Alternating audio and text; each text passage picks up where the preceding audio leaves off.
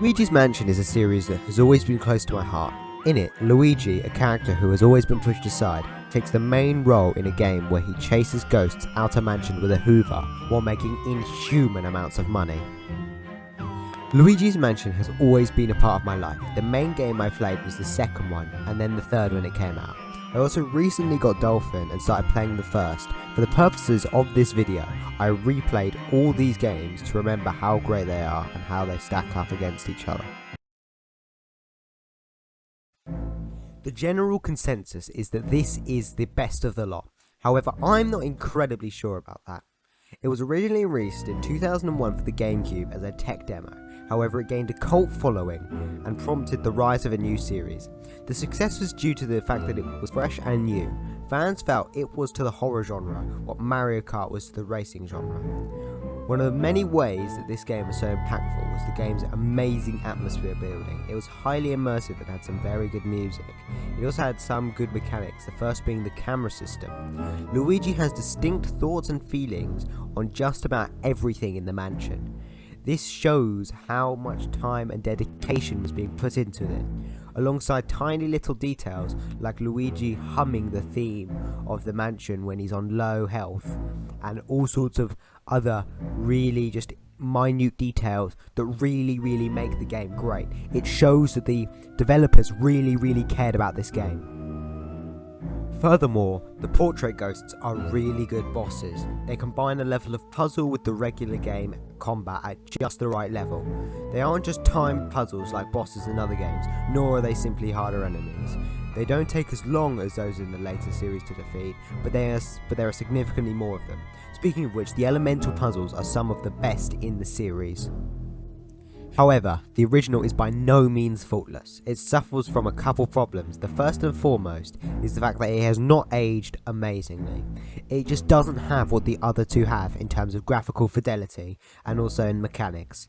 The best example of this is the hit detection in combat, which is incredibly shaky and inconsistent.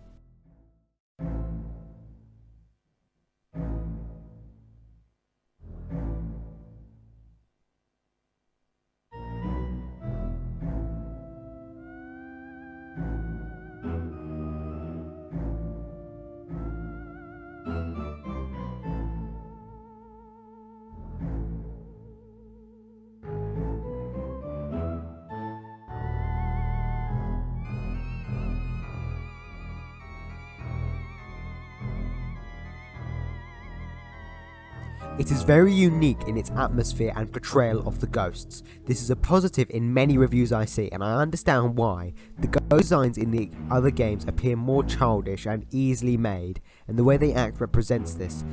However, they are far more scary, but not exactly terrifying.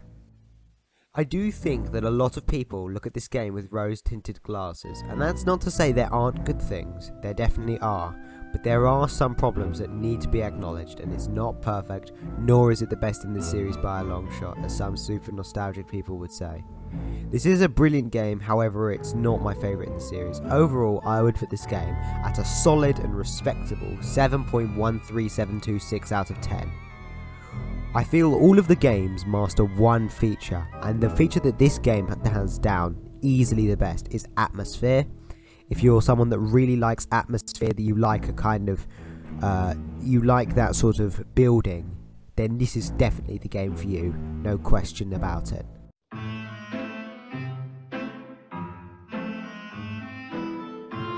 Luigi's Mansion Dark Moon, or Luigi's Mansion 2 in Europe and Australia, was released for the 3DS in 2013. The game features Luigi going through 5 unique and interesting mansions. The mansions consist of Gloomy Manor, a brilliant all-rounder, quite small with a good theme, excellent introduction that is almost like a tutorial. By the end you'll have everything you need. It contains 2 gardens, a library, a garage, a lift, a main entrance hall and basement. I love the feel of this as it is the most realistic, and it is definitely a house that could actually exist, obviously taking apart all of the ghost stuff. Then there's Haunted Towers, which is based on the theme of water and plants. This is the only mansion to have a backstory.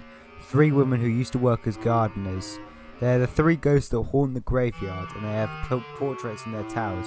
One of the towers is donated to Home, which has like, you know, living stuff, bedrooms and things. Well, the other one has work, like for example, all sorts of different plant-based things. There's also a massive tree and a graveyard. I like this because as far as the themed ones goes, this probably is the best. The desert lies an ancient clock factory with a dark secret. Old Clockworks is a mansion that revolves around the collection of 2 clock hands. The top layers are devoted to constructions, while the lower 2 are devoted to the tomb and crypt. Then there's Secret Mine, which is absolutely shit. The concept is really cool, please excuse the pun, but the missions are really quite bad and the boss is just awful. There's a small chalet with a fishing hut nearby, however under the ice there's such a deep network of tunnels. There's Treacherous Mansion, which is probably the scariest. It's a huge building and it is really, really difficult. There are 6 different main exhibits, all linking to each other with these portals, and most of the puzzles in the game revolve around taking things from one and going to the other. There are some great things about this game. The first being combat. I know die-hard fans of the original spat their drink out at that statement, but allow me to explain. Yes, I acknowledge that the joystick on the 3DS is rectal cancer. The combat is still really good. One of the best things about it is the sheer range of different staminas. This ranges from the humble greenie with 10 stamina to the chained strong gobber with 300. This range, alongside the ability to suck a theoretically infinite amount of stamina in one go, rather than being confined like you are in Luigi's Mansion 3. Another great thing about the combat is a cheeky little dodge button that allows for more of a balance. The combat is a great dance of trade-offs and it is so intricate. As a quick demonstration of the combat, as you suck and pull back, the power meter enhances. If you do this enough, then you can reach a bar and then press A to pull back heavily. Later on, there are additions to this, allowing you to suck more and pull harder. If a ghost is killed by a certain bar, that determines how much money you get. So for example, if you press A once on the first bar to kill a ghost, then you get 3 coins. If you get the second bar before you press A, you'll get 20 coins or 1 gold bar. And if you get to the third bar, press A and then that kills them, you get 60 coins or 3 gold bars. And then if you get multiple ghosts, it's n+1. So for example, if you catch 3 ghosts and you get all the way to the third bar, then that would be 3 plus 1, so that would be 4, times 3, so you get 12 gold bars for that, or 240 gold. And what this means is you have to try and get it so that you can stretch the highest amount of pull out of each individual ghost, and if you're really, really good, even a greenie you can get a gold bar out of, and it really encourages you to get skill. And it also, with the cheeky little dodge button I mentioned earlier, if you've got a lot of stamina, pull back a lot, but something's about to hit you and you know it's about to hit you and there's nothing you can do about it, you can press B to sacrifice all of your pull to dodge, which really just means that you need to time it and you need to get it right, and you need to make judgments, which really, really gives a lot of nuance to the combat that just the other games do not have. Hell, I've just written 10 lines about how good it is, and that should just tell you something.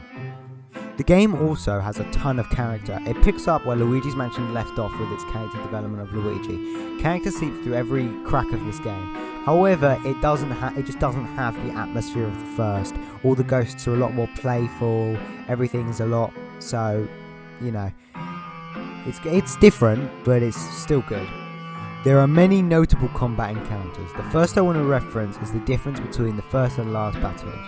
The first battle is a simple versus 2 greenies. Quite understandable, as it starts to teach you the mechanics.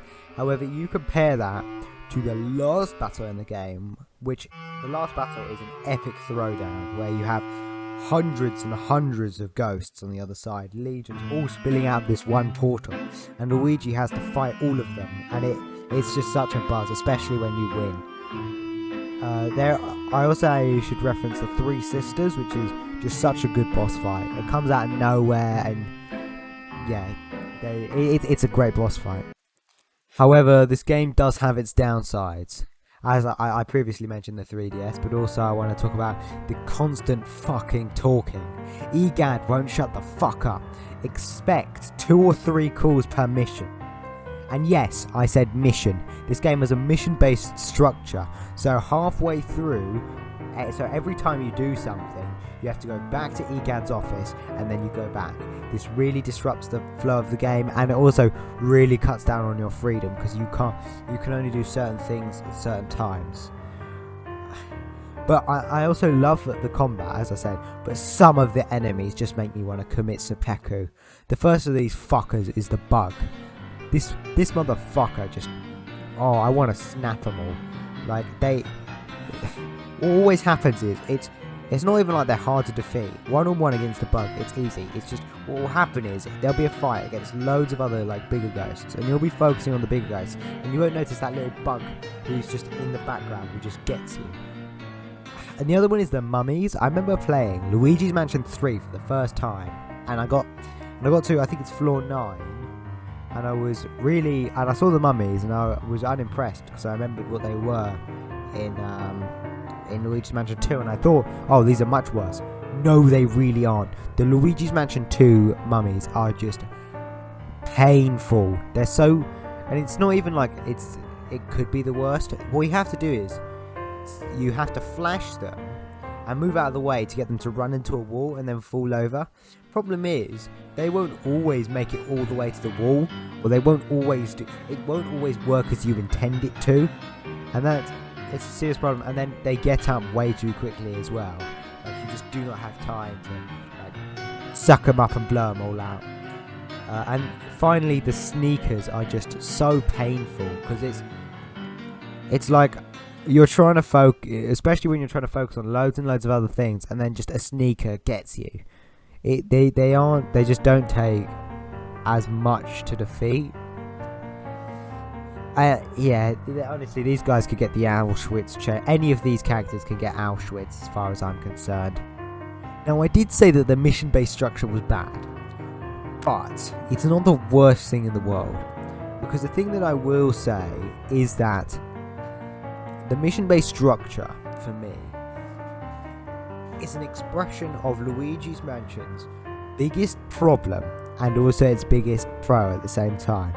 Well, the biggest pro is combat, but the thing about Luigi's Mansion is that if you've played the thing about Luigi's Mansion 2 is, if you've played lots of this game, it's really, really good. And that sounds weird, but the game has all of the intricacies in combat. What that does is, that gives this game a really surprisingly high skill ceiling. And it also this mission-based structure. Yes, for the first time playing through, it's painful. But afterwards, it makes replay so much easier, because instead of having to replay the whole game, including the bad bits, you can just replay the missions you want to replay. And that really is quite valuable to the game. What this does is, this, and also I think the complexity of the combat, helps in a way that for the veteran player, for the player that's played it again and again and again and again, the game is amazing, because playing it again and again and again and again makes it better, because you adapt to it and you also know how to do it. So for example, they also have a system where for each individual mission you can get 1, 2 or 3 stars, and how many stars you get is based on how much health you lose, how many ghosts you suck up, how much money you get, and how quickly you do it. And going for 3 stars in every mission is just fun. And it's just something that you don't get in the other 2 Luigi's Mansions. So again, if you just play the game through once, you're probably going to think it's the worst of the series. But if you really give it the dedication, and you really put in the hours, it starts to become a really good game. It's unfortunate that I cannot put my own clips in here. I have to use Zack Scott Games, who I remember isn't the best at this game, let's be real. But I personally, not to toot my own horn, I'm very good at this game, and as a result, for me, it's just such a buzz. It really is. I've probably got, a good 100 hours on this game. So, yeah, and I'd say this, for me, this is a solid 9.8237 out of 10. And I'd say that, as I was saying, every game has a feature it masters. This definitely masters combat. Definitely 100%. In other areas, not as good, but no game, especially in this series, comes close to the level of complexity. But let me just say, final note for this game, trust me, if you put in the work and the hours and you get good at this game, there just aren't other games just aren't as fun. It really does become one of the best games you will ever play if you're good at it.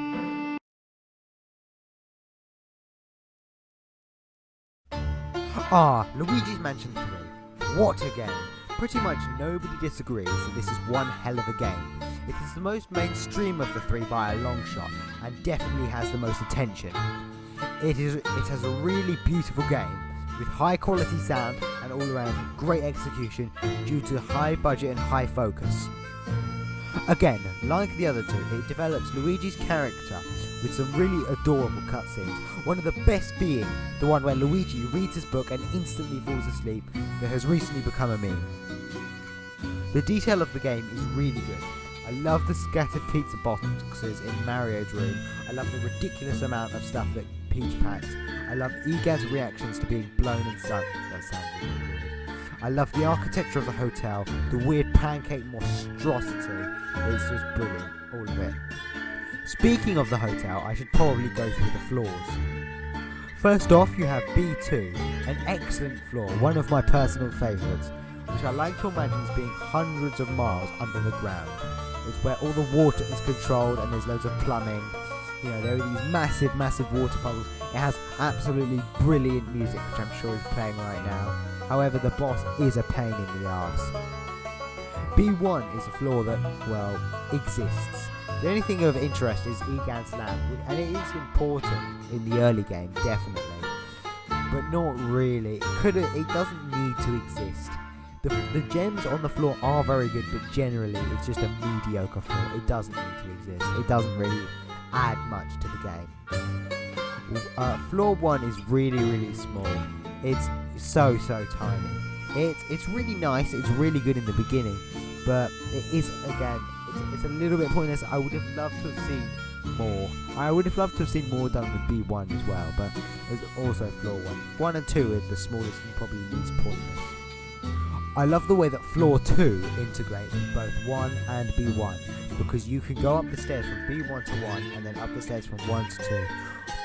2 is such a, it's the mezzanine, it's an amazing floor. You've got all sorts of food related stuff. I really like the boss, it's annoying. So is the rat chase. The rat chase is a pain, but it's a good floor. It's a great all round. I do. Floor number 3 has a brilliant boss, probably one of the best in the early game, definitely. It has a good sense of humour because you've literally just got Paul Blart Mall Cop. But the floor itself is really tedious. You just have to go from 4 rooms that don't really need to exist. It's just kind of painful. It's just standing in your way a little bit. 4 number floor is what I like to call a boss floor, which means that the floor only exists so you can fight the boss. Usually these have the best bosses. I mean, this is a brilliant boss. But I am a little bit saddened to say that more just could have been done with it. It's a small floor, not as small as 1 or B1. Well, it might be the same size as B1, but it just has so much more going on. But it's a little bit, it's a little bit wasted potential. Floor 5 is a great floor. It probably could have been a lot bigger for realism's sake. It's one of the shortest. I love the bit right out. I just love the elevator. I love I love the outside elements on this floor. I think this is a really good floor. The boss is painful, to be honest, but I like this. I do like this floor, yeah. Floor 6 for me is a mixed bag. On the one hand, it has the best Luigi puzzles and possibly even some of the best puzzles in the whole series. The puzzles on this floor are absolutely impeccable.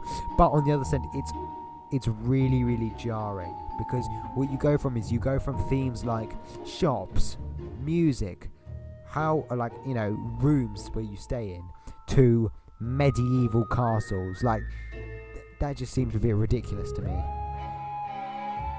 I love floor 7. It does introduce the sneaker, which, as I've previously said, I didn't like that very much in the last one, but in this one it's a lot better. I like that this one has housing. Other than floor 5, I think that's a very, very good thing to add. It's an extension of something you might see in a real hotel, unlike floor 6. I think it's a really good floor, really nicely designed, although the pineapples are seriously painful. I really don't like them. Floor 8 is easily a top tier floor. It is brilliant, absolutely brilliant, the whole thing. It's a film themed floor, where all you have to do is don't look for a tutorial for it, whatever you do, because seriously, it's such a good one. You have to use the cameras to film yourself doing things. It's such an amazing floor. I just can't really describe it. Floor number 9 is short but sweet, a bit like floor 4. This is it's like a night at the museum themed sort of thing. You have to fight a massive T-Rex bone statue. Great floor. Floor 10 is absolutely amazing. Floor 10 is it makes a great high level floor. It's one that's it's definitely for the high level player. It's got loads of there's some quite harsh if you fail, things are bad. It's difficult. I really, really like it. The boss is great. Almost everything about this floor is great. It's one of the best. It reintroduces mummies, which have had a massive improvement. Floor 11 has the best dark light puzzles. I've just come to the realization that I've got this far through without explaining what the dark light is so quickly. The dark light device allows you to see invisible things or make portraits of things. If something is in a portrait, you use the dark light device on it, the real thing comes out. It was introduced in Luigi's Mansion 2 and reappears in Luigi's Mansion 3.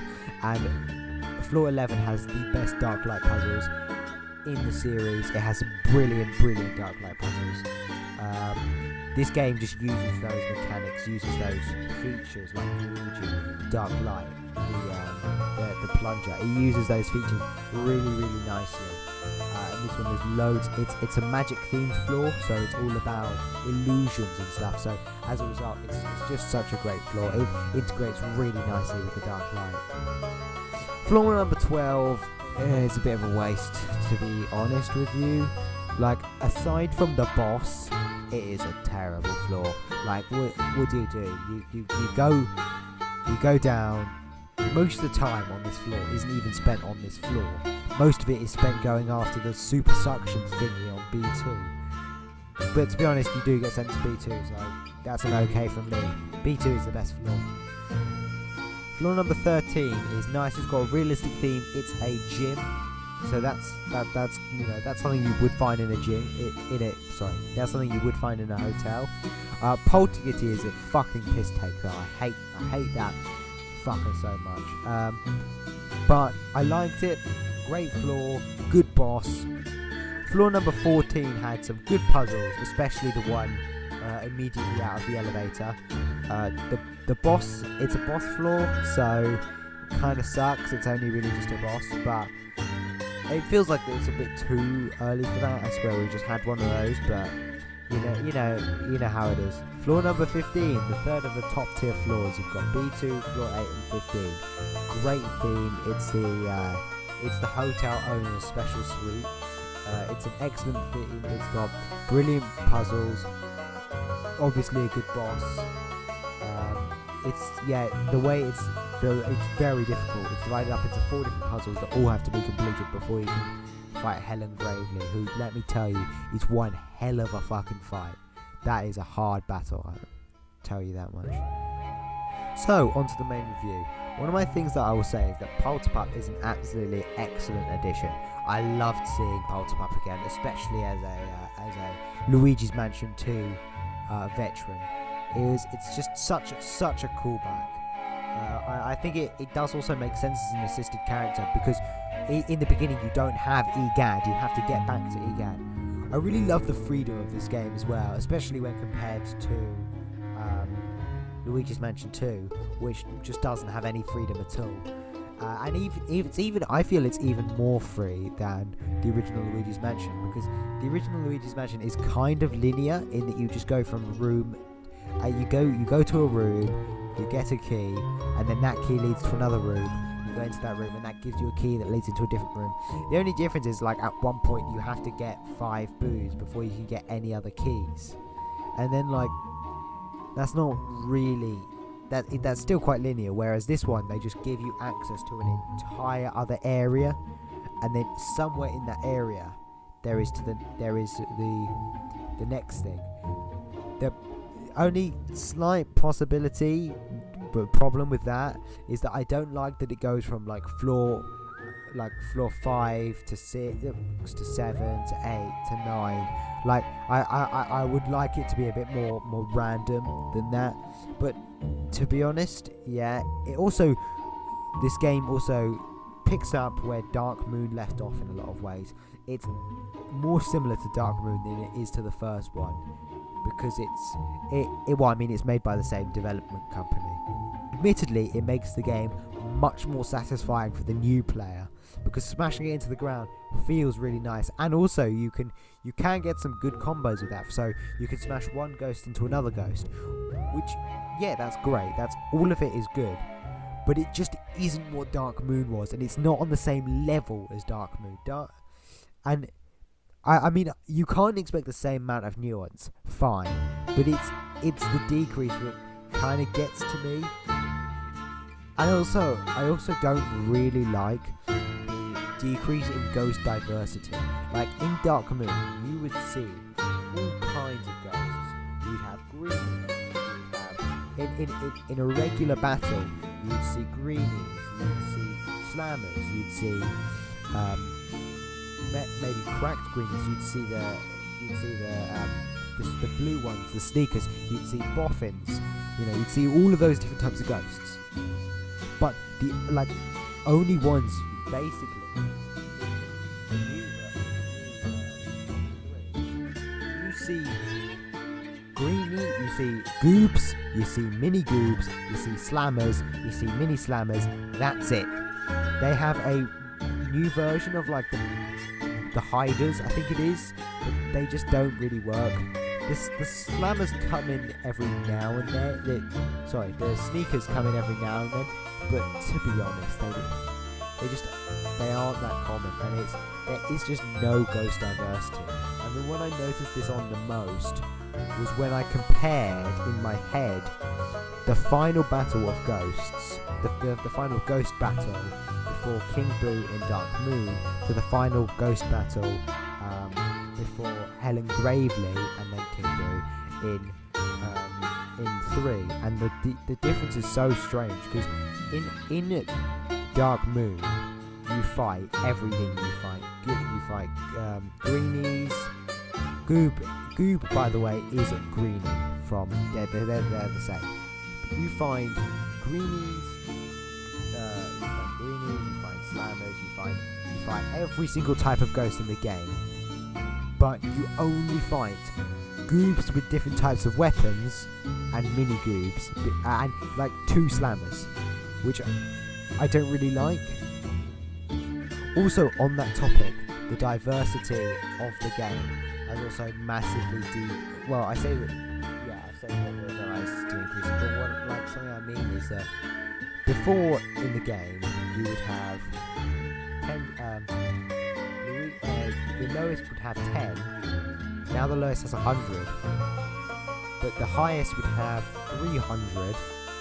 The highest creatures now have less than what they had in Luigi's Mansion 2, even though Luigi's Mansion 2 had as much as a 10 times, even though the inflation rate basically is 10 times. And slammers as well just feel like, they don't feel like slightly stronger normal enemies, they feel like mini bosses as well, which I really don't like. So the only variation in the enemies is what type of weapon the goob is carrying, which, yeah. They also made health out of 99 instead of 100, which, don't ask me why. There also just is not the motivation to get money that there is in Dark Moon. Dark Moon has the longer A pull button, which means you can make more money. It has longer Dark Light, and it has the Super Poltergust. But the thing is, you get unlimited. That just doesn't exist in this game, and I think that's such a waste, because the things that you can get, the money, it's just useless in this game.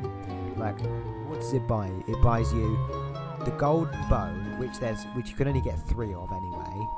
It buys you the golden bone is somewhat useful. It finds you ghost and gem boo and gem finders, which are just pointless.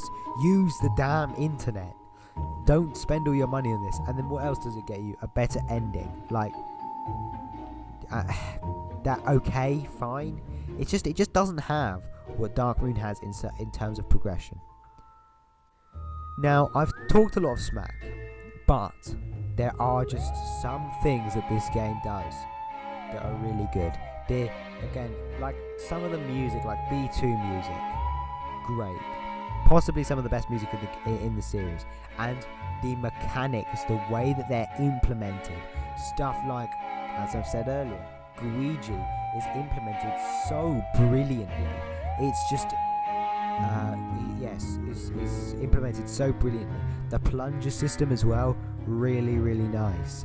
All of the mechanics are really well crafted and excellently applied.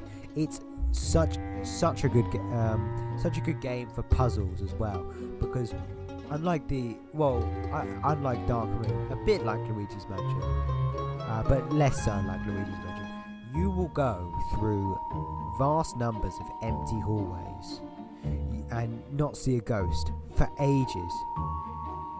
In Luigi's, and it's not quite the same as Luigi's Mansion, because in the original Luigi's Mansion you wouldn't see a ghost, but you'd see mice, you'd see other things. And in Dark Moon there was a ghost every other 5 seconds, and there was a creature every other 5 seconds. But you could go for long stretches in Luigi's Mansion 3 and see nothing, and that sounds bad, but it's really not, because what it does is it does kind of create atmosphere. It creates like a sort of tension and a sort of rebellious feeling. And then there's also the fact that because Luigi's Mansion 3 doesn't need to throw ghosts at you to be a good game. Stuff as simple as getting through one of the doors on D6 could be really entertaining, because you have to think about things, or lots of it will just be getting through certain things with Luigi and getting past a certain thing. It doesn't need to throw ghosts at you to make a great game. It's got some of the best design it's got some of the best design and the best planning that there are. Sure, and it's got some of the best mechanics as well. So this game, if you're going to look at a masterclass in game design, this is it. This is probably technically the best game, and it has such good precision, and everything is really nicely measured. Does it have the fleshed out nuance in some of the like the combat, the ghost sucking is the second one, and does it have the individual attention of every scene the first one has? No, but it's probably the longest game, and it probably has the most well crafted levels and the most. So it's not like you couldn't sit in there for hours like you probably could in Luigi's Mansion, the original, if you were really focusing on everything. You couldn't appreciate a scene for hours. But it's very optimized on what would be best for the average gamer, and that's what this game does really, really well. It caters to the average gamer, and it's just such a great game, and I recommend this game to anyone. Now, some people will call this fan service, but personally, I really, really like the callbacks that they did to Darkroom. They have quite a lot of pictures of Gloomy Manor, which is my personal favourite manor.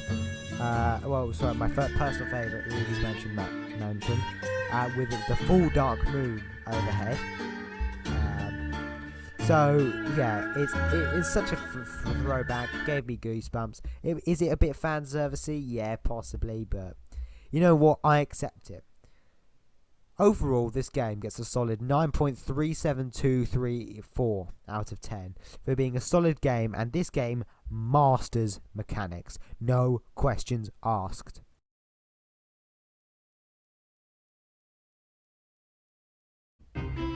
For what it's worth, Luigi's Mansion will always be one of my favourite series of all time. It's all kinds of good, and I cannot wait for the 4th if it comes out, which it probably will. Luigi's Mansion has given me many hours of adventure and fun, and if anyone who helped develop any of these games in any capacity is watching, I want to say a big thank you for everything. I mean, you're probably not, but still. But my final ranking of the 3 is I put at the top Luigi's Mansion 2, the master of combat, followed by Luigi's Mansion 3, master of mechanics, followed by Luigi's Mansion, master of atmosphere. All of these games are absolutely brilliant, and I massively recommend them to all of you. This series would be easily in my top 10 best series of all time, and Luigi's Mansion 2 and possibly even 3 are in my top 10 games of all time, easily. So thank you guys so much for watching. Remember to artificially inflate my channel, and so goodbye.